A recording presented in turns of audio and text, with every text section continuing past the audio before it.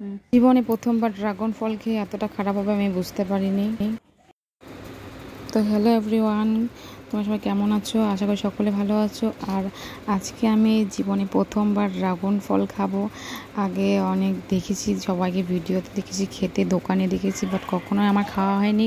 তো আজকে আমি ফাইনালি ড্রাগন ফল খাবো।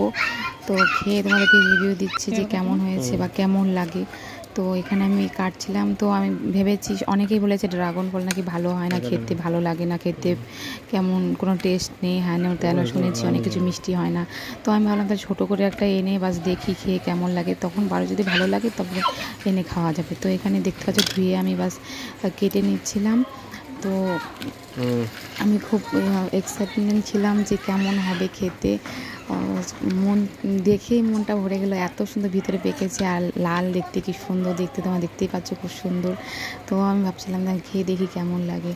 তো কাটা হয়ে গেছে, তো আমি বললাম একা কেন খাবো, সবাইকে ডেকে এনে বা সবাইকে বললাম একটু একটু করে দেখো খেয়ে কেমন লাগে, তারপর যদি ভালো লাগে অন্য একদিন বেশি করে এনে খাবো।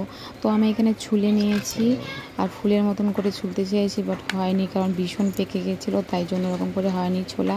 আর দেখতে পাচ্ছ কালারটা এত সুন্দর, ভিতরটা কি সুন্দর, মনে হচ্ছে ভিতরে তিল দেওয়া আছে, সাদা তিল, কালো তিলটা এত সুন্দর লাগছে দেখতে, লালের মধ্যে সাদা কালো খুব সুন্দর লাগছিলো। তো আমি এখানে একটু ফুল সাজিয়ে নিলাম। তো কেমন লাগছে সবাই বলো।